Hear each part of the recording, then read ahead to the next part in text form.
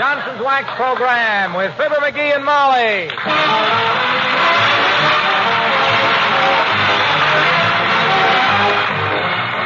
The makers of Johnson's Wax and Johnson's Self-Polishing Glow Coat present Fibber McGee and Molly with Bill Thompson, Gail Gordon, Arthur Q. Bryan, and me, Harlow Wilcox. The script is by Don Quinn and Phil Leslie. Music by the King's Men and Billy Mills Orchestra.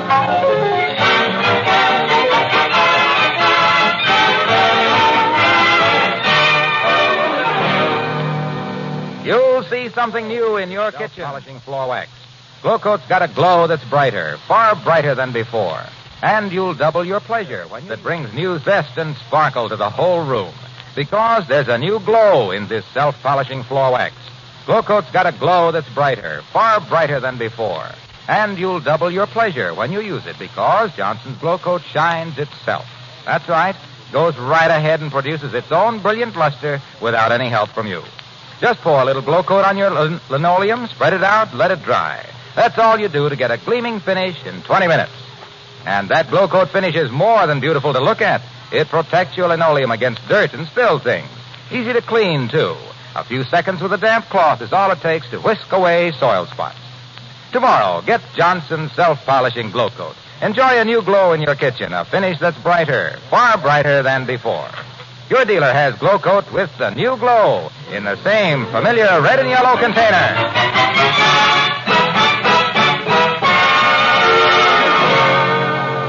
Well, with appetites at 79 Wistful Vista what they are, and meat prices what they are, any friend who drops in with 3 pheasants to be cooked for dinner rates a 21-gun salute, the good neighbor medal with bay leaf cluster, and the tender, loving regards of Fibber McGee and Molly.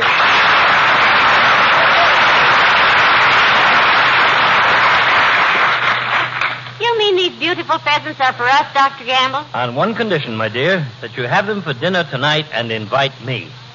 Well, Docky, for once in your life, you're as welcome as 4 courses of a tree in the meadow to a lonesome Airedale. Well, thank you. Molly, is it a deal? Doctor, it is that. Have you any suggestions about the menu? I got a suggestion. So have I. First, what's your suggestion, Doctor? My suggestion is that we ignore any suggestion coming from McGees. When it comes to food, he has the delicate taste of a starving cobra and worse manners. Is that so? Yes. Well, the way you tear into a Caesar salad would explain the fall of Rome to anybody. You don't say. At least I don't dunk my crumpets with so much vigor that the waitresses have to wear ponchos. Oh, yeah, well, look, Body Whittler. If my wife Molly ever heard you coming ashore through a bowl of oyster stew... Now, boys. For goodness sake, stop it. McGee, is that any way to talk to Dr. Gamble, who just brought us these beautiful pheasants for dinner? No. And I'm sorry, Doctor. I do appreciate you bringing us these beautiful pheasants. Well, thank you. That's better. I want you to know that my appreciation knows no bounds. And I also want to know where you shot these birds and when and why you didn't have the decency to invite me along. Or were you afraid I'd get all the birds, which I would have. Oh, now, McGee. Well, frankly, I didn't shoot these birds. Oh, no? I suppose you slipped out of your arch supports and ran them down. Or are those reports true, Doc, that you've been seen hanging around the zoo on dark nights with an empty sack? McGee, maybe the doctor got these birds quite innocently. Maybe they flew right through his windshield or something. Well, just to clear up what was no mystery in the beginning, these pheasants were sent to me by some friends up in Woonsocket, South Dakota. Oh. Alf and Ida Feisner. Gesundheit. Thank you. Alf and Ida Feisner are the people I used to hunt with in South Dakota. Oh, Alf and Ida. I couldn't get up there this year, so they sent me these pheasants. Well, I'll bet they're glad you couldn't get up there this year, Triggerfinger. You ought to see him shoot, Molly. He couldn't hit a hamstrung heifer with a hat full of hay. Well, look who's pointing. Yeah. You know why I don't go hunting with you, small bore. I don't trust you behind me with a loaded gun. And when I'm behind you with a loaded gun, I don't trust myself. See you at 7, kid. It's all right.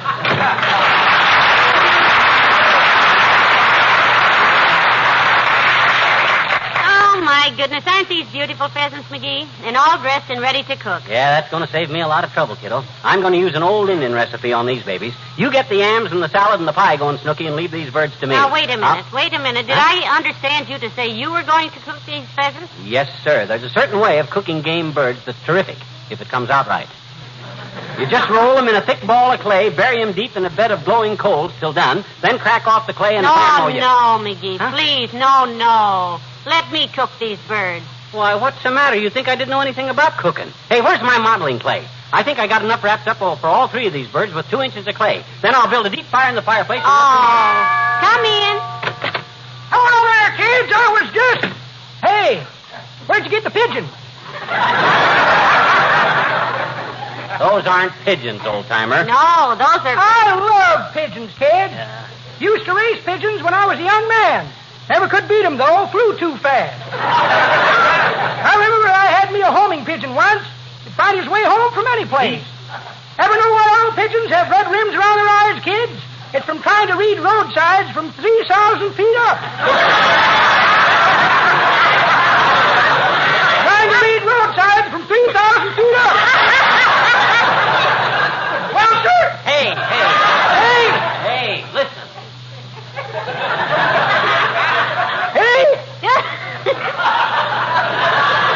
Mr. Oldtimer, these are not pigeons. These are pheasants. Dr. Gamble got them from some friends in South Dakota. Yeah. Oh, that's great hunting country out there, kids. There's so many birds out there, it ain't considered sporting to look where you're shooting. The minute you hear a bird go up, you shut your eyes, point your gun up in the air, and pull the trigger. You ever get any pheasants that way? Pheasants? Johnny, one day out there, I got 7 pheasants, 2 ducks, 4 quail, and a piper cub. Well, of course, I'm just an amateur, but I have a theory that it's better to shoot with your eyes open. Well, I think so, too. Of course, I've done a lot of trap shooting, and You've done a lot of it. Why, kids, when I was in the CBs, we used to rig us up a blanket on a bunk every night, turn on some flashlights, and shoot traps till daylight. I made 16 passes one night. I was talking about trap shooting, not crap shooting. Although you can get hurt either way if you don't know they're loaded.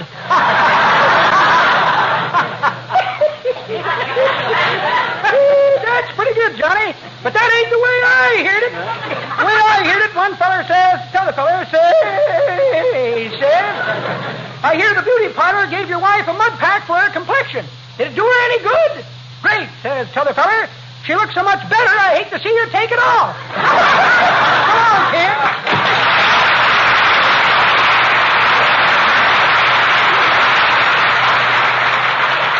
Well, I got to get busy building a fire in the fireplace and whip me up a bed of hot coals, and then I got to find my modeling clay and roll those pheasants in the modeling clay. Now, please, McGee, let Mother cook the pheasants. Huh? You can try your mud ball method some other time. There'll never be a better other time than right this time now. There is now, Snooky. Look, you get some clean cheesecloth and wrap the birds up good for me, will you? Oh, dear. Then I'll cover them with thick clay, bury them in a bed of coals, and baste them every 15 minutes with hot ashes till they... Hey, where'd you say my modeling clay was? I don't know, and what's more... Oh, I know. It's right here in the hall. No, dearie, don't open that...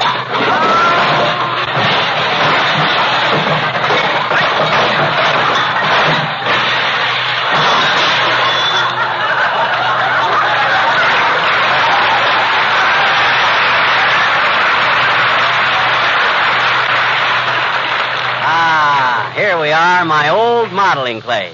Well, you wrap the birds in cheesecloth, kiddo, and I'll build a fire.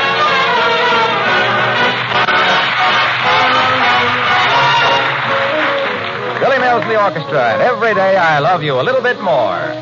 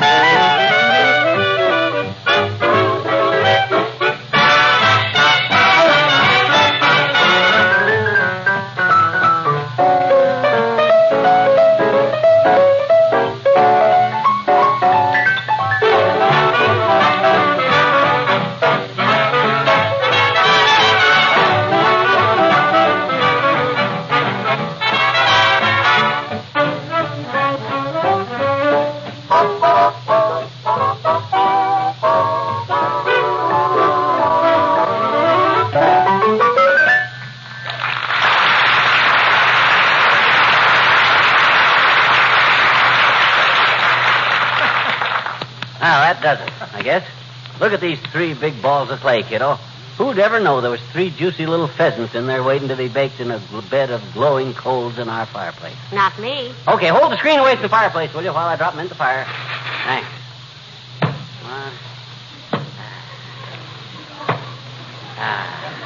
There we are. There. Now just watch those babies roast. You watch them, dearie. I've got to go get my pie started. Okay, kiddo. There goes a good kid. She doesn't think I know what I'm doing, roasting these pheasants in balls of clay. And she's so right. Somebody had to eat the first oyster, so somebody has to experiment. Come in. Hi, mister. Oh, hi, sis. What you doing, mister? What you doing? Whatcha? I'm roasting some pheasants, Teeny. You know what pheasants are. Sure I do, I betcha. Our teacher told us all about the pheasants in history class. She did, eh? Yeah, she said, I said she did, eh? Who? Your teacher. Did what? Told you all about them. About what? Pheasants. Where? In your history class. I know it. She showed us pictures of the pheasants, and they all had pitchforks and clubs and stuff, and they were going to storm the Bastille and never let anybody out of jail. No, now, wait a minute. You're a little confused. I am? Those were peasants, you see. These are pheasants. Oh? They're birds, sort of like a partridge or a guinea hen. Oh? Gee, they look more like a mud hen. Where'd you get them, mister? Somebody sent them to Doc Gamble from South Dakota. Great pheasant country. I know it, I betcha. Mm-hmm. I've seen pictures of them with pitchforks, and they were going to storm the Bastille, wait a and minute. I'm talking about pheasants, not peasants. We got no peasants in this country, Teeny. We got poor people and rich people and country people and city people and all kinds of people in between, and anybody can try for something else anytime they want it, you see. I know it. Yeah. My teacher said that, too, when she was telling us kids about the Pilgrims. Oh, she tell you about Captain Miles Standish and Priscilla and John Alden? Were they pheasants? No, they were pilgrims. Oh. Gee, tell me about them, Mr. William. Will you tell me about them? Well, I'll give you the yarn briefly. You see, this Miles Standish was toting the torch for Priscilla, see? But he didn't have the moxie to ask the $64 question, so he sends Johnny Alden to ask her instead, you see? And that was like sending a Doberman pincher for a pound of hamburger.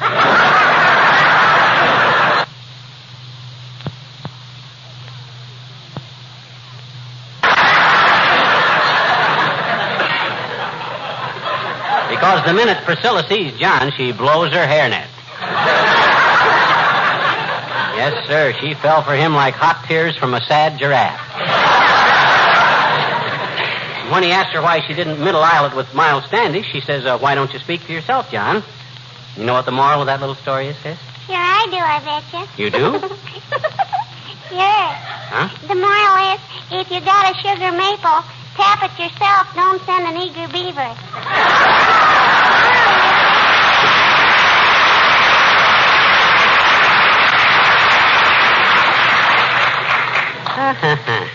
Precocious child. Hey, Molly, got your lemon pie all made? Everything's under control, dearie. How are the mud balls doing? Just look at them. Snug as 3 thugs in the jug. That's one of the best things about this method of cooking. You don't have to keep prodding and poking at them. Just put them in the hot coals and let nature do the rest. Hand me that poker, will you? I'll nudge him around a little. Here you are. Thanks.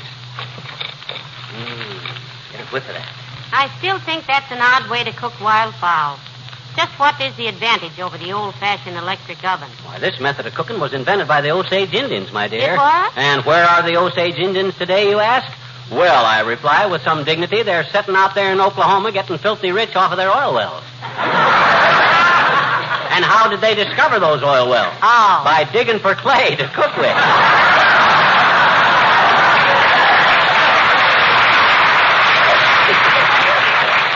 And you stand there and ask me what is the advantage of this way of cooking? Why, my God. Hello, Molly. Hi, pal. What's cooking?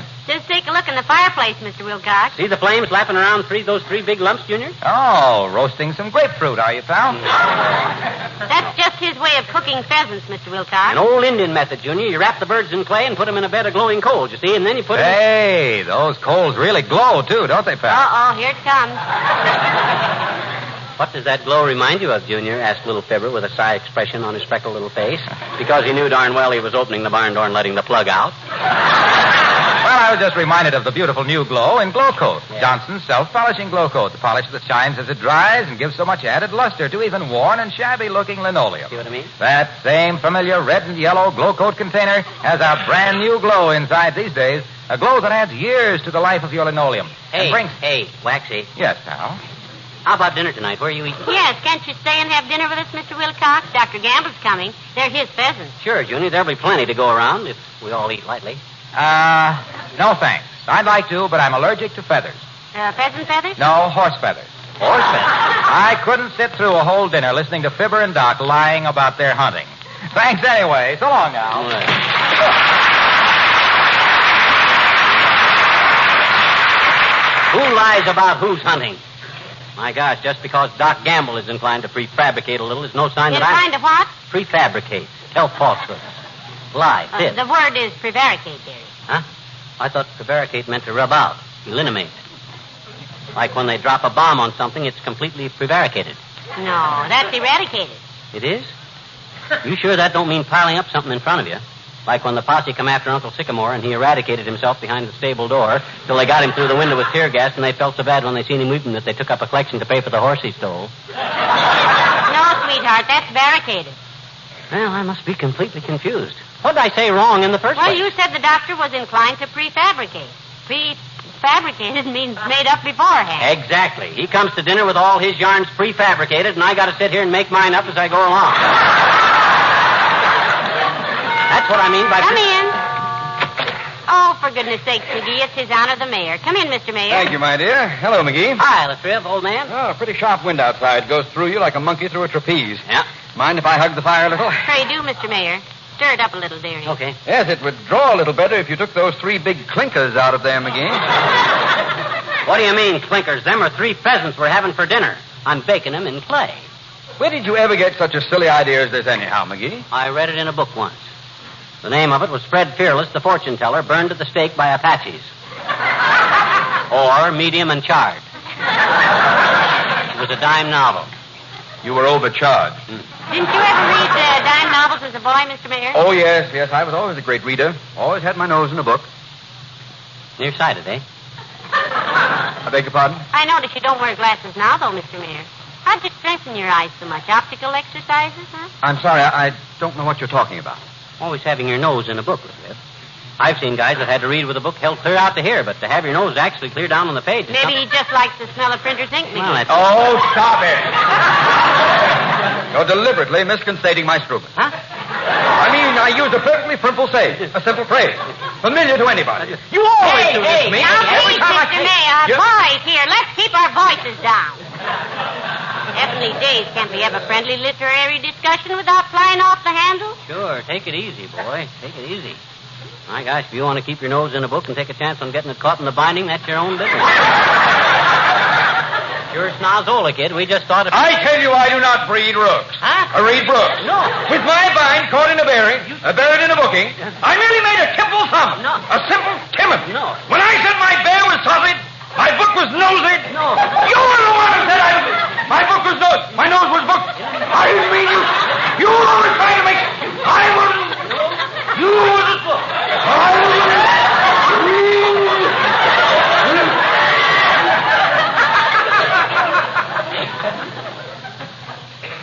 McGee?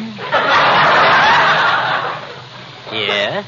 Next time you go hunting, stop by the city hall. I have a present for you. Something I'd like to pin on your hunting jacket. Oh, swell, Latriv. What is it, boy? A medal? No, a target. Good day.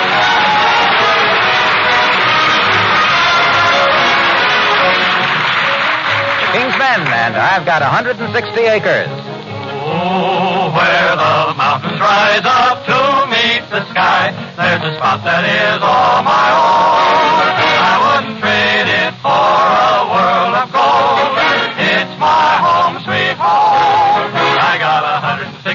acres in the valley.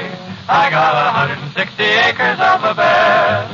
I got a coal stove there that'll cook 3 square, and a bunk where I can lay me down to rest. I'm up at dawn to greet the sun. Howdy, son. I've forgotten what a care or worry means. I head for home when day is done, and the pocket money jingling in my jeans. What money? I got 160 acres full of sunshine. I got 160 million stars above. I got an old paint horse. I'm the guy who's boss on 160 acres that I love. And I'm gonna do some living out here where the West is always given. Living at its best where a man's got time to take a look around. That's why I'm so happy that I found my 160 acres next to heaven. There's 160 reasons to be glad. Got a lazy stream and some time to dream. And I want to tell you, brother, that ain't bad.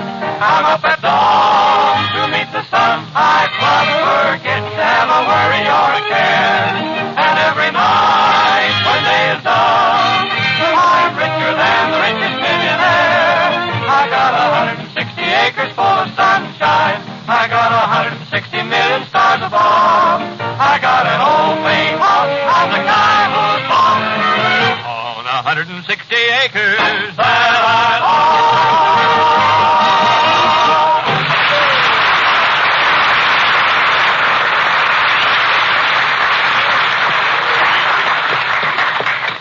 I hope Doc Gamble gets here on time, Molly. These pheasants will be ready to scrape out of the fire any minute now. How can you tell when they're ready, anyhow? Huh? Does the clay turn purple like a man smoking a meerschaum pipe? Oh, no. I just got to have a natural knack for cooking with clay, that's all. Ah, just look at those babies. Don't they look beautiful? Wait till you fling a fang in these fancy pheasants, baby. Uh-oh. Hey, I hope that's not Doc. If it is, Come in. Oh, it's Mr. Wimple. Hello, Mr. Wimple. Oh, hi, Wimp, old man. Hello, folks. Hey, you're just the guy I was looking for, Wimp. You're a bird watcher, aren't you? Oh, indeed I am, Mr. McGee. Well, watch these birds a minute while I get some more wood off the back porch, will you? There isn't any more wood, McGee. That's the last of it. Oh, okay. Skip it, Wimp.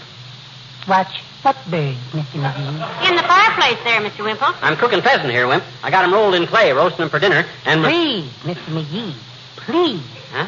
Don't talk about roast pheasant to me. I am a bird lover. So is McGee a bird lover, too, Mr. Wimple. Yeah. He'll take a hot bird, a cold bottle of root beer, and a copy of zombie comics anytime and let the rest of the world go by. Yeah, and speaking of zombie comics, how are you and Sweetie Face getting along these days, Wimp? Oh, about the same as usual, Mr. McGee. That's tough, Wimp. Yes, and yesterday she went a little too far. Yeah. I caught her swiping the bulb out of my Mickey Mouse desk lamp. I guess I just went berserk. My goodness, Mr. Wimple, what'd you do? I picked up the lamp and then drew myself up to my full height, including my new elevator shoes. And then I looked her right in the belt buckle. Sweetie Face, I said. And when I said it, sparks shot out of my eyes. Boy, you must have been mad. No, I had my thumb in the light socket. You know me. I'm not one to hold a grudge. Well, good for you. Not against anybody that big. Besides, we do have our tender moments, Mrs. McGee. I'll bet you do. Yes. Just this morning, she called me a little caveman. Caveman, huh? How about that? Oh, I think that's cute. She says she's going to dig me a little cave in the backyard. 3 feet wide, 6 feet deep, with my name on a marble. Ooh, she wouldn't dare. I better run home and hide the shovel. Goodbye.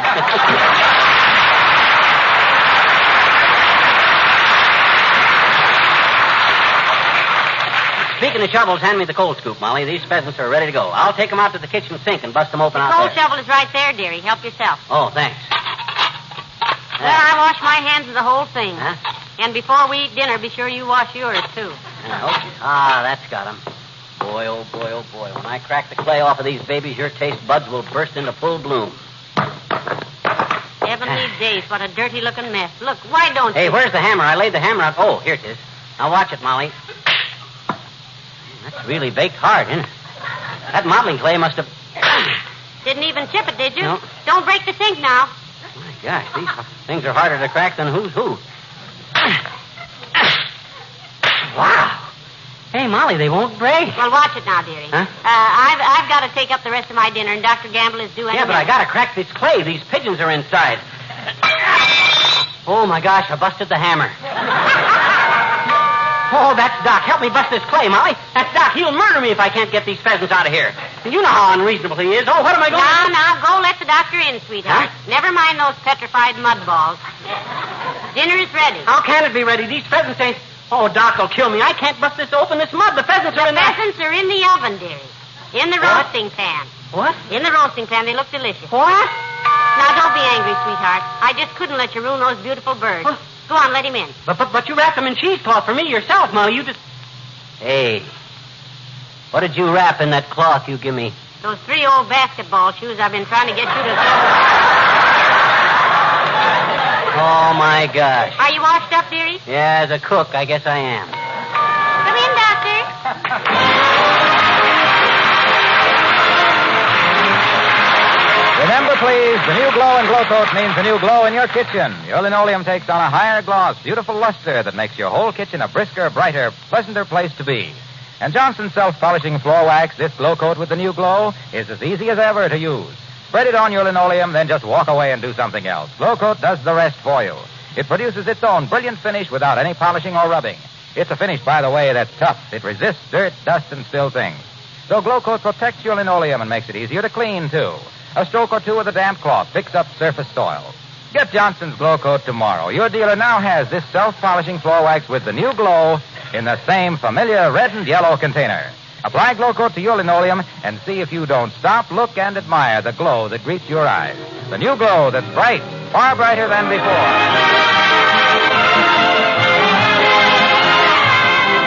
Boy, I thought Doc Gamble would never go home, Molly. He seemed to enjoy himself, though, didn't he? Well, he should have enjoyed himself the way he shoveled in that pheasant. My gosh, did you ever in all your life see a guy eat like he did? Yes, once. When? Tonight. Who? Oh. Good night. Good night, all. The makers of Johnson's Wax and Johnson's Self-Polishing Glow Coat in Racine, Wisconsin, and Brantford, Canada bring you Fibber McGee and Molly each week at this time and Fred Waring on Monday and Wednesday morning. Be with us again next Tuesday night, won't you? Good night. This is NBC, the national broadcasting company.